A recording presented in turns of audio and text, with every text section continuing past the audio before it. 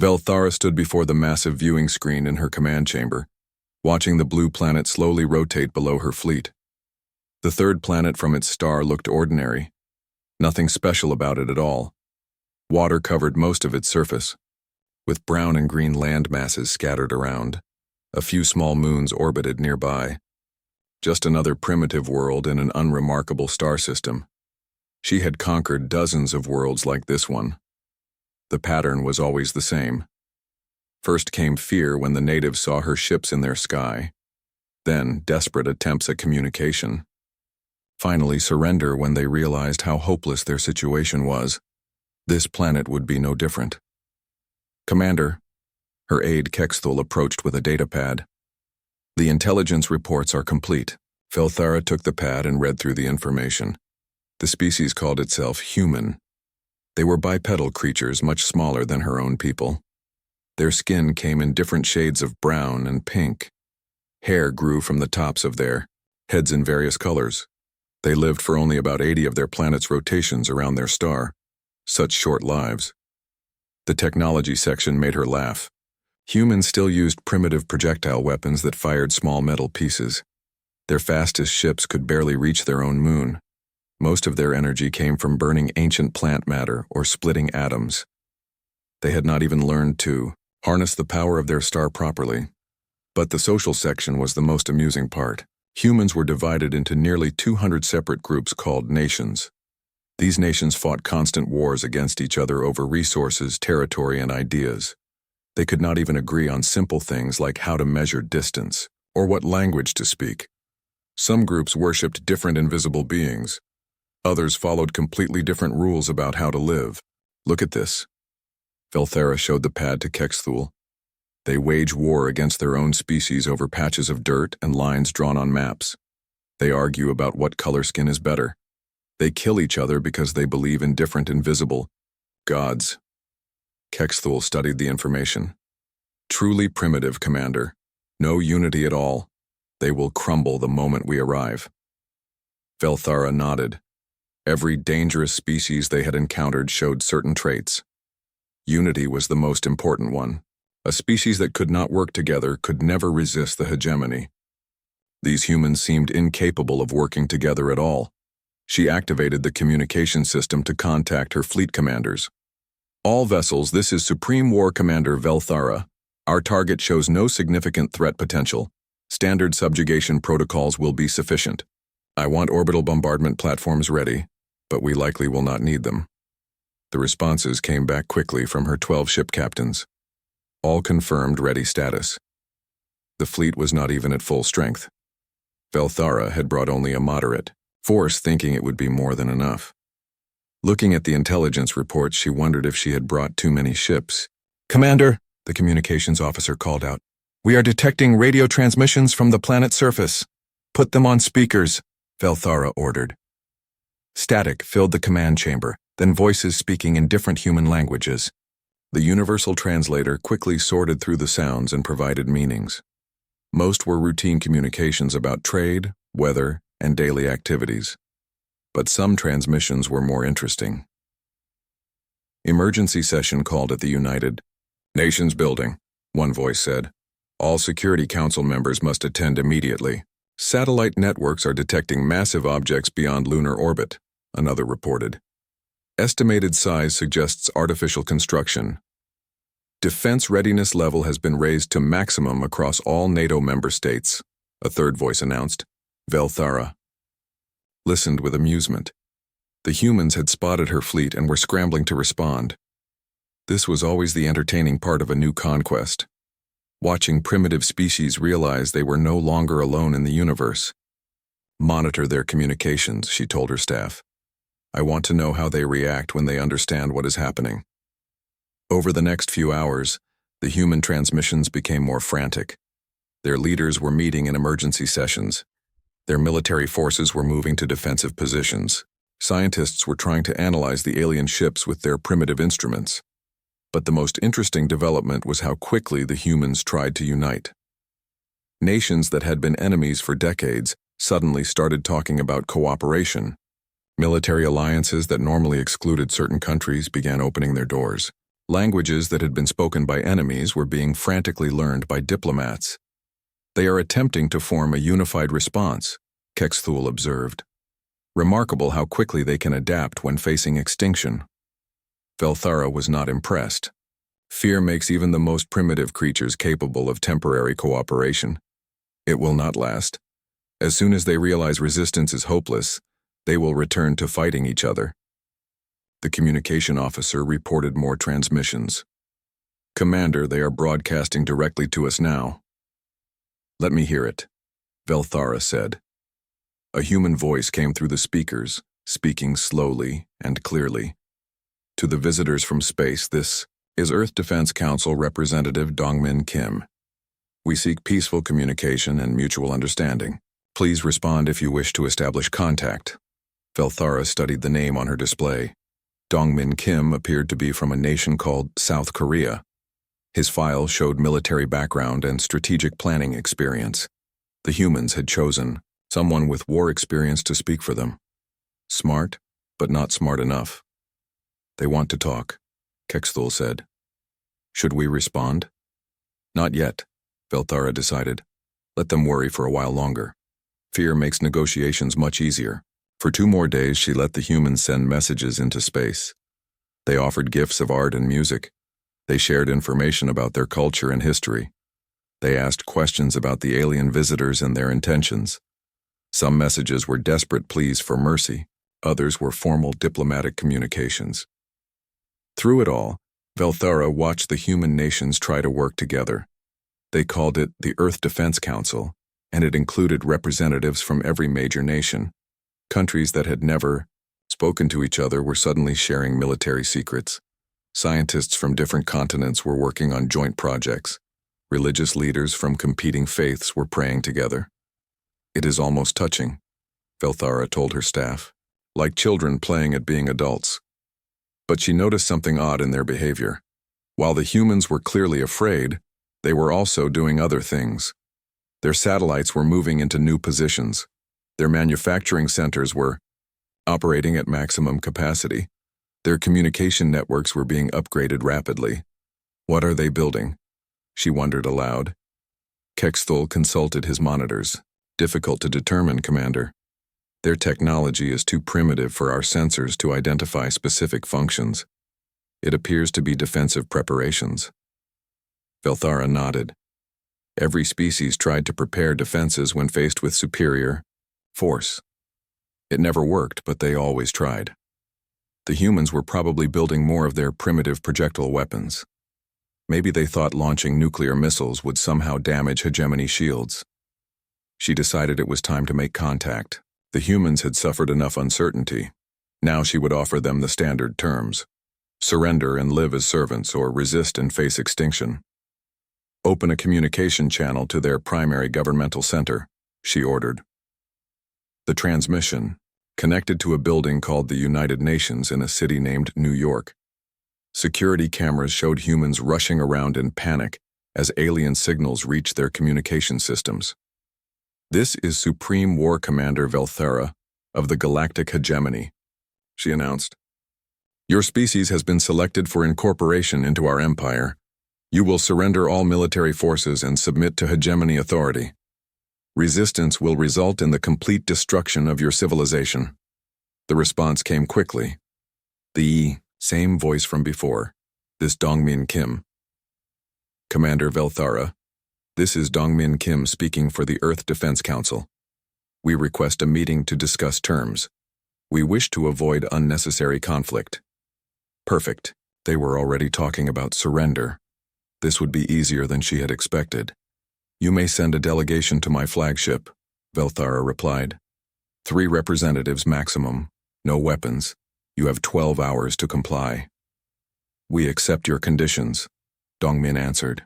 We request permission to bring our chief scientist and communications specialist along with me. Velthara agreed and cut the transmission. She turned to her staff with satisfaction. Begin preparations for a formal surrender ceremony. This conquest should be complete within days. But as she looked back at the blue planet, something nagged at her thoughts. The humans had responded very quickly. too quickly for a species that had never encountered aliens before. They had already chosen their representatives and agreed to terms without lengthy debates. Most primitive species spent days arguing among themselves when faced with superior force. Different factions would fight over whether to surrender or resist. Leaders would struggle for power during the crisis. But these humans had responded with unity and speed that seemed unusual. Perhaps they are simply more intelligent than average, she told herself. Intelligence makes them easier to manage as servants. She dismissed the strang. The human delegation arrived exactly on time. Velthara watched through security monitors as their small transport ship approached her flagship. The vessel was crude, but functional, using chemical propulsion systems that her people had abandoned thousands of years ago. Yet something about its design seemed oddly efficient. 3 humans emerged from the transport when it docked in the hangar bay. The first was Dongmin Kim, the military strategist who had spoken for Earth. He was shorter than Velthara expected, with dark hair and wearing what appeared to be a formal uniform. His movements were controlled and precise, showing military training. The second human was introduced as Haiwan Park, their chief scientist. She was a small female with long black hair tied back neatly. Her eyes moved constantly, studying everything around her with obvious curiosity. She carried a simple recording device and took notes on a primitive paper pad. The third was Ki-tae Lee, their communications specialist. He was young-looking, even by human standards, with bright eyes and quick movements. He carried several devices that appeared to be translation and communication equipment. Velthara met them in her formal reception chamber, a room designed to impress visitors with its size and advanced technology. Holographic displays showed star maps of hegemony territory. Floating platforms demonstrated anti-gravity systems. The walls themselves shifted colors to match her mood. "Welcome aboard," Velthara said, using the standard diplomatic greeting. "I am Supreme War Commander Velthara. You stand within the flagship of the Galactic Hegemony." Dongmin stepped forward and bowed slightly. "Thank you for receiving us, Commander. I am Dongmin Kim, representing Earth's military forces. This is Dr. Haiwan Park, our chief scientist, and Ki-tae Lee, our communications coordinator." Velthara studied their faces. Fear was there, as expected, but also something else. Curiosity, determination.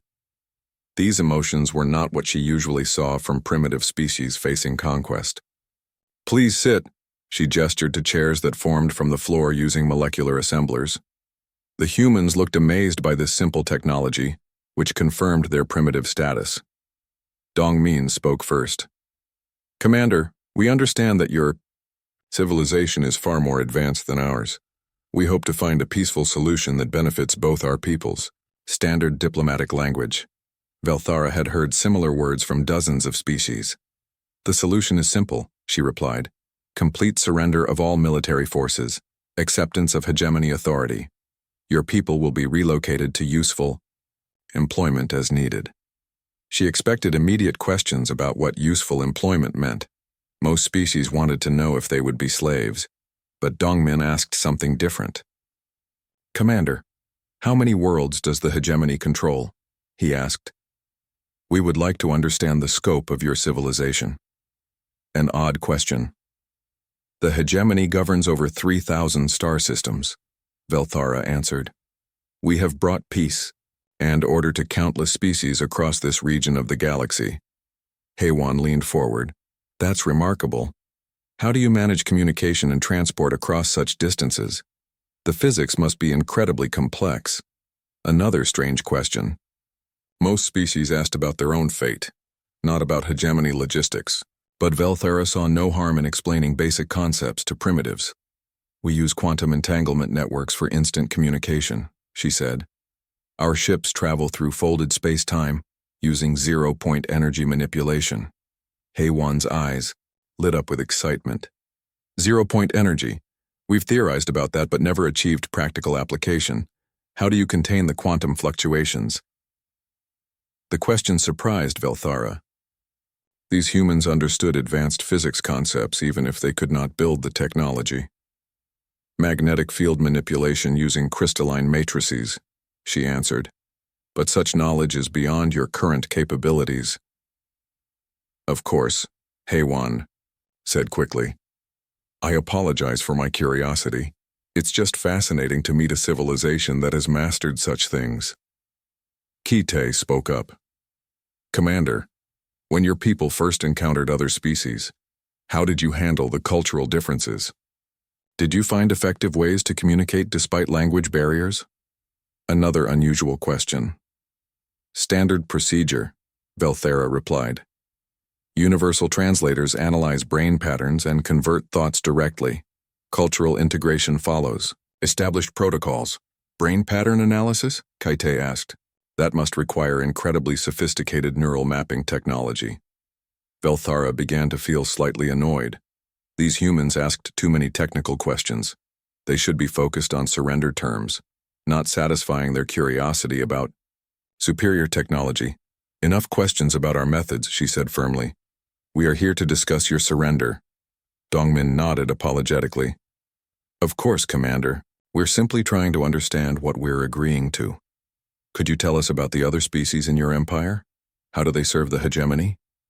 Finally, a reasonable question. Each species contributes according to their abilities, Velthara explained. Some provide manual labor, others supply raw materials. A few with useful intelligence serve in administrative roles. And military service? Dongmin asked. Do conquered species serve in hegemony fleets? Rarely, Velthara answered. Most species lack the discipline and intelligence required for military operations. They are better suited to simpler tasks. She saw Dongmin exchange a quick glance with his companions. Something passed between them, but she could not interpret the meaning. I see, Dongmin said. Commander, our people will need time to prepare for such a transition. Could you give us perhaps 7 days to organize the surrender process? 7 days was standard. Velthara had planned to offer exactly that amount of time. Acceptable, she agreed. 7 rotations to prepare your world for hegemony authority. Thank you. Dongmin stood and bowed again. We are grateful for your patience. Haiwan stood as well, but hesitated. Commander, if I may ask one more question? Are there any scientific collaboration opportunities within the hegemony? Ways for less advanced species to contribute to research? Velthara almost laughed. Your species lacks the knowledge for meaningful scientific contribution. You will be assigned tasks appropriate to your capabilities.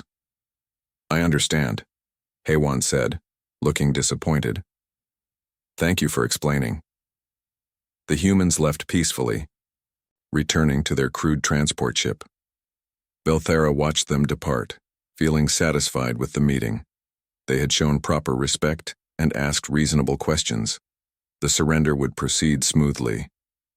But over the following days, she noticed strange activities on the planet below. The humans were busy, but not with the expected surrender preparations. Their satellite networks were expanding rapidly. New installations appeared overnight in various locations. Manufacturing centers operated continuously. What are they building? Velthara asked her intelligence officer. Unknown, Commander. The construction appears to be some form of communication arrays and energy collection systems, but the technology is too primitive for detailed analysis. Velthara was not concerned. Primitive species often built useless projects when facing defeat. Perhaps they thought better communication systems would help them organize their surrender more efficiently. She also noticed increased activity around their space installations. Humans were launching many small ships toward their moon and asteroid belt, probably evacuating important leaders to hiding places. Another common behavior from defeated species. Commander, Kexthul approached with new intelligence reports. The humans are broadcasting constantly to their colony worlds.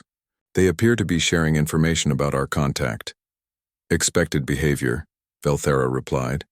They want to warn their scattered populations about the change in government. But something about the human broadcasts bothered her. Most species sent desperate warnings when facing conquest. These transmissions seemed different, more organized, more purposeful. What exactly are they telling their colonies? She asked. Kexthul consulted his data. Technical information mostly. Details about our ship configurations, energy signatures, communication protocols. They seemed to be sharing everything they learned during the diplomatic meeting. That was odd. Why would a defeated species share technical information about their conquerors? Most civilizations tried to hide such knowledge from their own people to prevent panic. On the 6th day, the human transmission stopped. Complete communication silence fell over their planet. No radio signals, no satellite traffic, no broadcasts to their colonies. Nothing. Strange, Belthara muttered. Are they preparing something? Possibly, Kexthul agreed. Should we investigate? Belthara considered it. One more day remained before the surrender deadline. The humans had probably just finished their preparations and were waiting for the final moment. Complete silence was actually a good sign. It meant they had accepted their fate. No investigation needed, she decided. Tomorrow they will surrender, as agreed. But privately she felt uneasy. Something about these humans was different from other species she had conquered. Their questions during the meeting had been too specific, too focused on technical details. Their behavior afterward had been too organized, too purposeful. Still, what could primitives do against hegemony technology? Their weapons could not harm her ships. Their computers were thousands of years behind hegemony systems. Their fastest vessels could barely leave their planet. The 7th day arrived with troubling signals. Belthara stood in her command chamber, watching sensor displays that showed something was very wrong with the human world below. Where primitive satellites had orbited just days before, new objects now moved in perfect formations. These were not the crude metal boxes the humans had used for communication. They were something else entirely. Commander, her sensor officer called out with confusion in his voice. The energy signatures from the planet's surface have changed completely. I'm detecting power levels that should not be possible with their technology. Belthara moved to the sensor station and studied the readings. The numbers made no sense. 7 days ago, human energy production had been primitive combustion and basic atomic fission. Now the sensors showed energy outputs that approached early hegemony levels. There must be an error in the readings, she said. Recalibrate the sensors. The officer worked quickly, running full diagnostic checks. No errors, Commander. The readings are accurate. Somehow the humans have increased their energy production by several thousand% in 1 week. That was impossible. No species could advance their technology so rapidly. It took thousands of years to develop proper energy systems. The humans had been using primitive chemical fuel just days ago. Open a communication channel to the planet, Belthara ordered. It is time for their surrender. But before the channel could open, a transmission came from the human world. Kite Lee's voice filled the command chamber, but his tone was completely different from the diplomatic meeting, confident, almost amused. Supreme War Commander Belthara, this is Kite Lee speaking for the Earth Defense Council. Thank you for the education. We're fast learners. The word sent ice through Belthara's blood. Education? What education? This is Commander Belthara, she replied. You will surrender immediately as agreed. I'm afraid there's been a change of plans, Kite answered. We've decided not to surrender after all. Rage filled Belthara's mind. Then you have chosen extinction. All ships, prepare for orbital bombardment. I wouldn't do that if I were you, Kite said calmly. You might want to check your sensor. Readings first. Belthara's sensor officer was already working frantically at his station. Commander, I'm detecting massive objects emerging from behind their moon. Multiple contacts. They appear to be ships. Impossible, Belthara snapped. The humans have no ships capable of space combat. Commander, the officer's voice was tight with disbelief. These are not human designs. They appear to be hybrid constructions. Part human technology, part something else. Belthara rushed to the main display screen. What she saw there defied all logic. Ships were indeed emerging from behind the Earth's moon. But these were not the crude chemical rockets she had observed before. These vessels were sleek, efficient designs that combined human engineering with technology that looked disturbingly familiar. Those are hegemony power signatures, she whispered. Enhanced hegemony power signatures, her officer corrected. The humans appear to have improved our designs. Improved? That was impossible. The hegemony had perfected their technology over millions of years. Primitive humans could not improve anything in just 7 days. How many ships? Belthara demanded. Difficult to count, Commander. They keep appearing from concealed positions. Current estimate is 47 vessels of various sizes. 47 ships. Belthara had brought 12. But numbers meant nothing if the human ships were primitive. Weapons analysis, she ordered. Unknown weapon systems, the officer reported. They don't match any known hegemony or human designs. Energy signatures suggest some form of hybrid technology. The communication channel crackled again. This time, it was Dongmin Kim speaking. Commander Belthara, during our meeting aboard your ship, we asked many questions. Your people were very helpful in explaining hegemony technology and tactics. The diplomatic meeting. Belthara's memory flashed back to the human questions. They had seemed curious about communication systems, energy sources, ship designs, military, protocols. At the time, she had thought they were just primitive minds amazed by superior technology. You were gathering intelligence, she realized. Of course we were, Dongmin replied. Did you think we would meet with hostile aliens without learning everything possible about them? Your primitive minds cannot comprehend hegemony technology, Belthara protested. You might be surprised, came Haewon Park's voice. Your quantum entanglement communication system was fascinating. The zero-point energy manipulation was brilliant, but we found several ways to improve the efficiency. Improve the efficiency?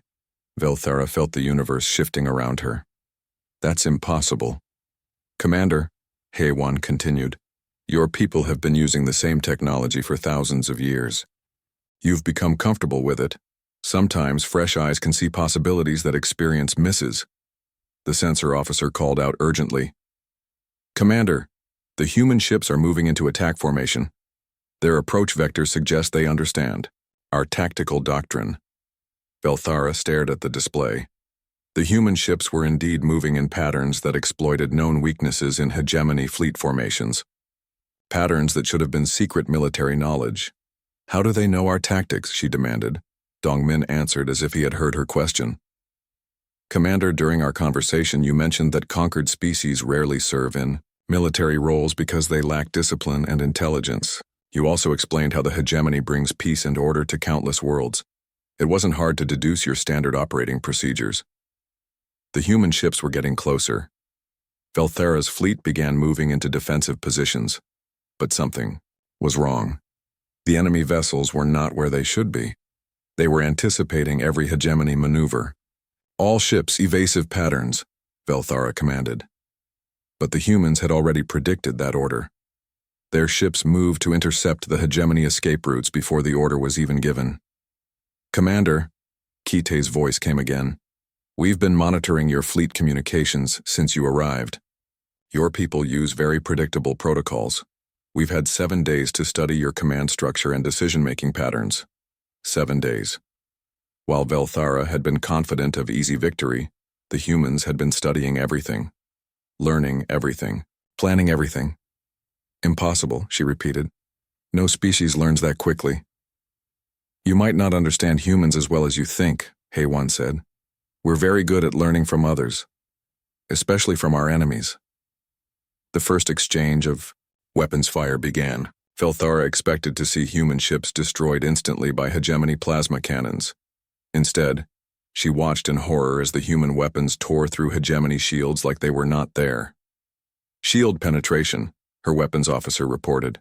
Their projectiles are phasing through our defensive barriers. That's impossible. Primitive kinetic weapons cannot penetrate hegemony shields. These are not primitive weapons, Commander. They appear to use some form of quantum phasing technology. Combined with conventional kinetics, Belthara's mind reeled. Quantum phasing was advanced hegemony technology. How could humans have learned to build such weapons in 7 days? Commander, Haewon's voice explained, your people were very helpful in describing how your shields work.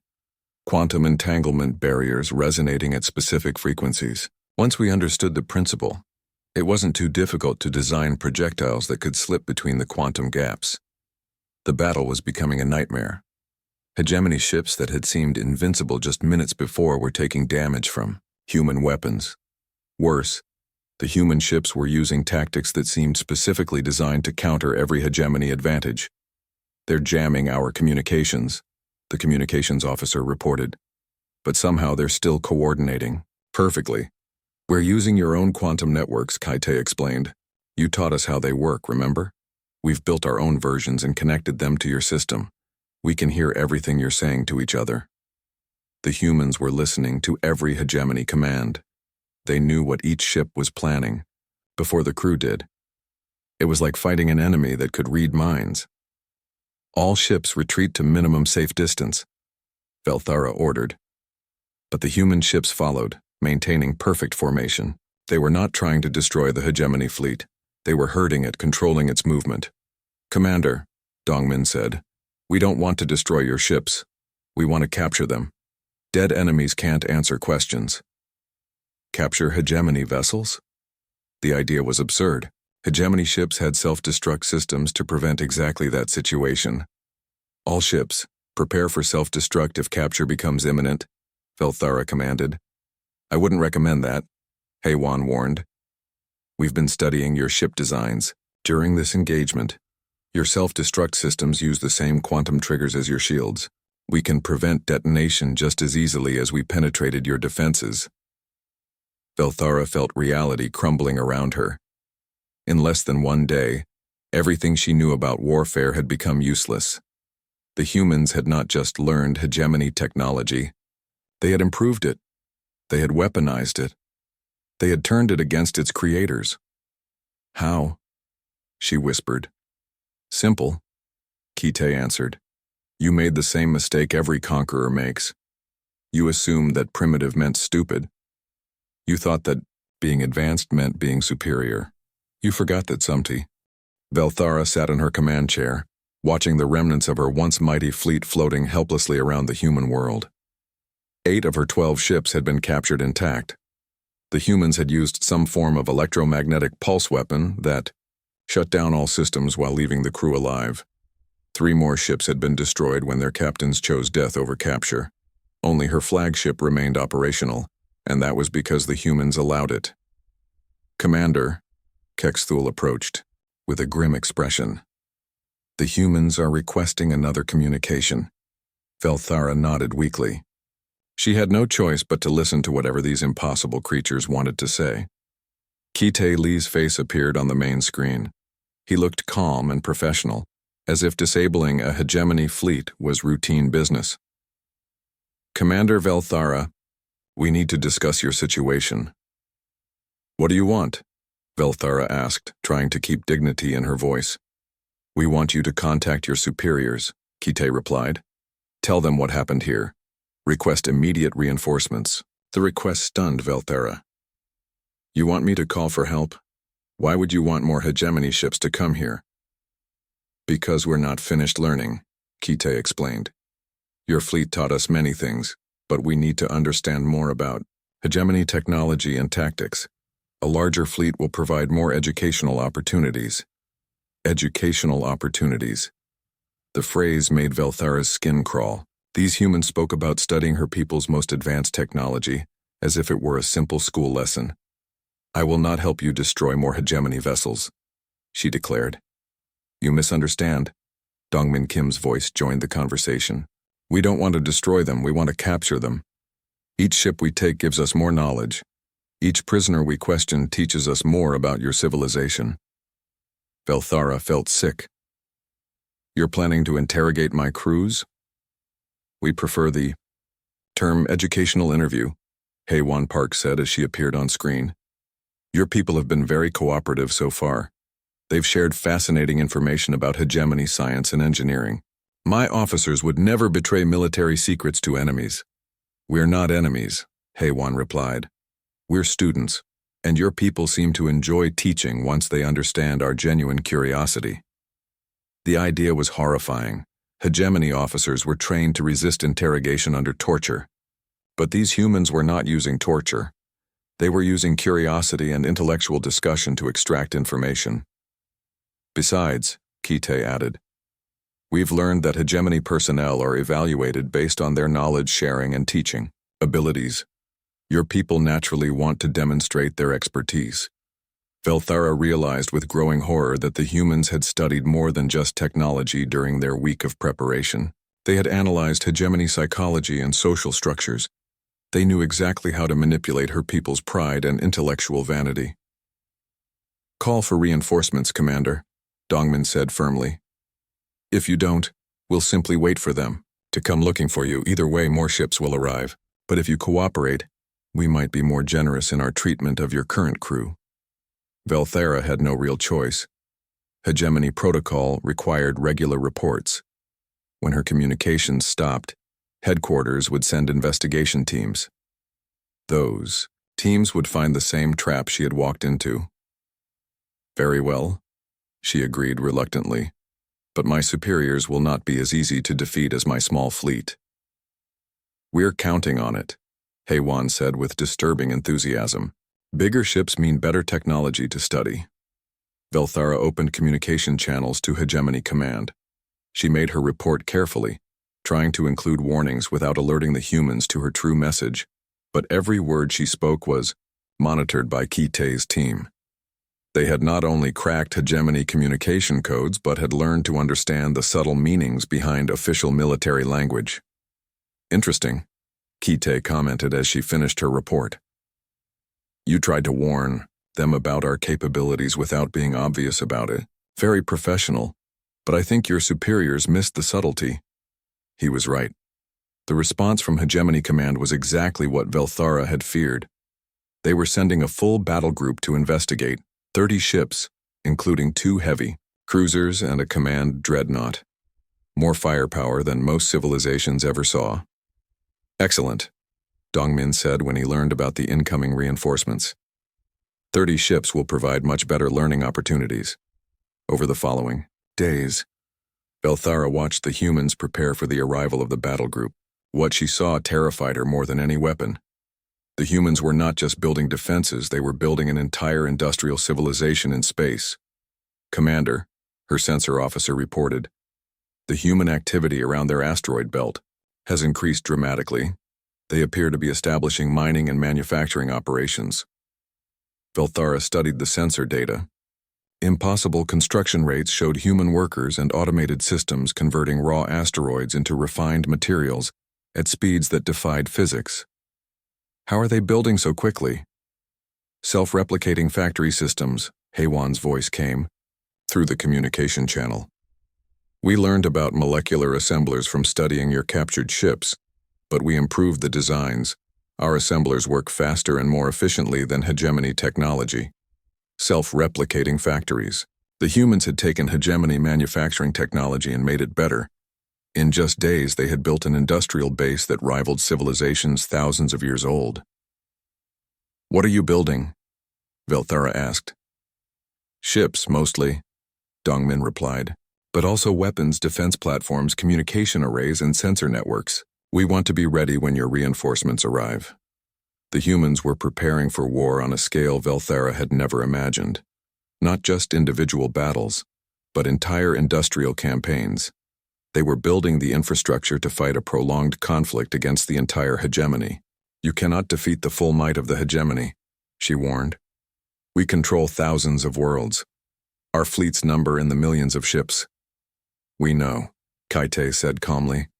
We've been studying the information your crews provided about hegemony, organization and resources. Very impressive, but also very predictable. Predictable. The word sent chills through Velthara's mind. What do you mean? Your civilization has been successful for so long that you've become set in your ways, Heiwan explained. You use the same tactics, the same technology, the same strategies that worked for thousands of years. But success can make you blind to new possibilities. We adapt our methods as needed, Velthara protested. Do you? Dongmin asked. When was the last time the hegemony faced an enemy that could match your technology? When did you last fight someone who understood your tactics? Velthara tried to remember.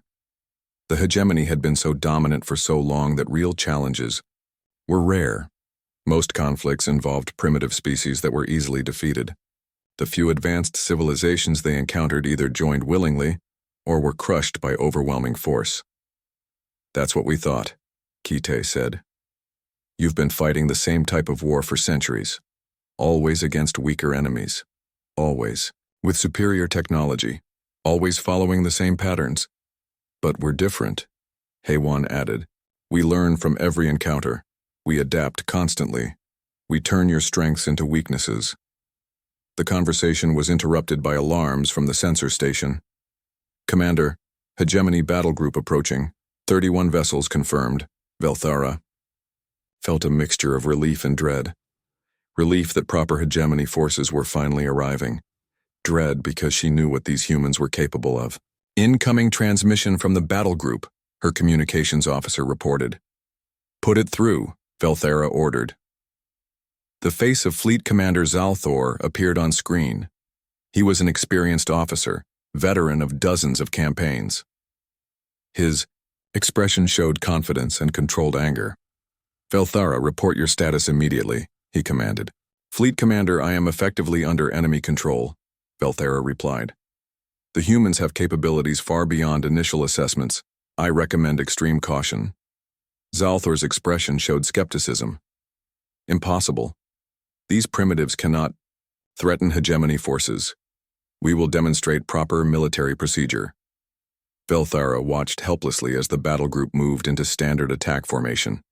They were making the same mistakes she had made. Assuming primitive meant weak. Expecting conventional tactics from an unconventional enemy. "Fleet Commander," she transmitted urgently. "These humans learn and adapt faster than any species we've encountered. They have turned our own technology against us. Do not underestimate them." But Zalthor had already cut the communication. His battle group was moving toward Earth in perfect hegemony formation, following procedures that had worked for thousands of years. "This should be interesting," Dongmin commented as he watched the approaching fleet. 30 ships will teach us. Much more than 12 ever could." Velthara realized with growing horror that the humans had planned this from the beginning. They had allowed her to call for help, knowing that hegemony pride and doctrine would send exactly the type of force they wanted to study. The trap was about to close again. But this time, the prey was an entire battle group of the most advanced military force in the galaxy. The final battle never came. That was what terrified Velthara more than any weapon could have. She watched from her captured flagship as Fleet Commander Zalthor's mighty battle group approached Earth, expecting to crush primitive resistance. Instead, they found something that no hegemony force had ever encountered before. The humans did not fight the battle group. They dissected it. "Fleet Commander Zalthor," Kite Lee's voice filled the communication channels. "Welcome to Earth. Space. We've been expecting you." Zalthor's response was predictably arrogant. "Primitive creatures, you will surrender immediately or face the full power of the hegemony." "We have a better idea," Dongmin Kim replied. "Why don't you surrender to us instead?"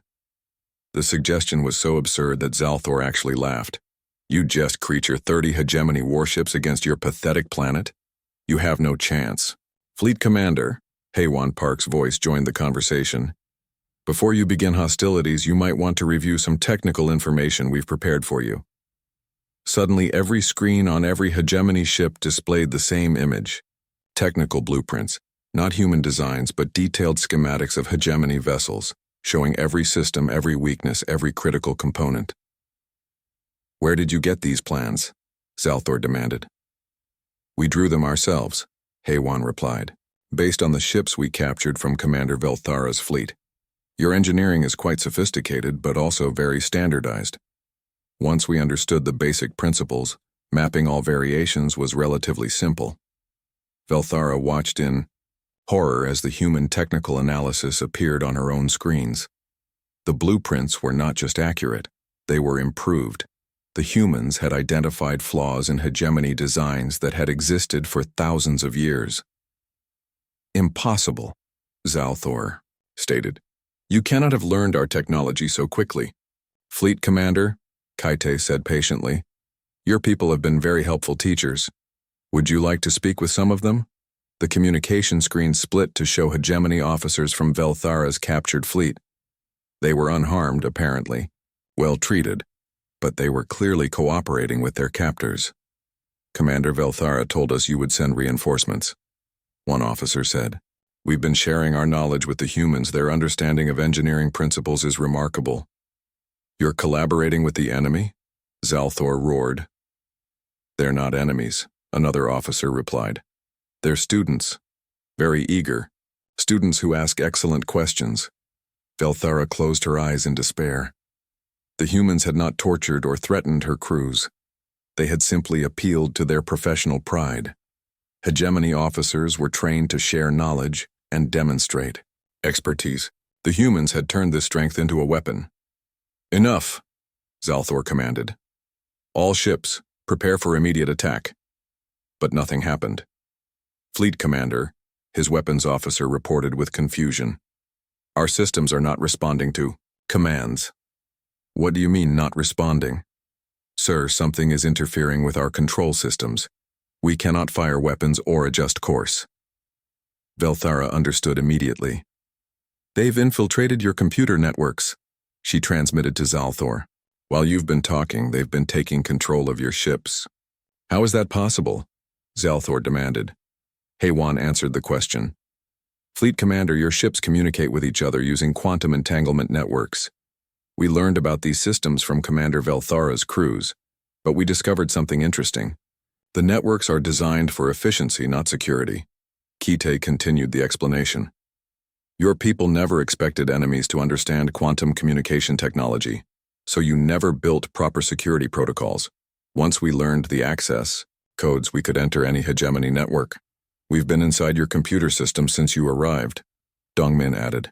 Every command you give, every plan you make, every thought you think your computers know about, we know about too. The human voice was calm, professional, almost friendly. But the implications were terrifying. The humans had not just defeated the battle group. They had taken control of it without firing a shot. This is impossible, Zalthor repeated weakly. Fleet commander, Velthara transmitted.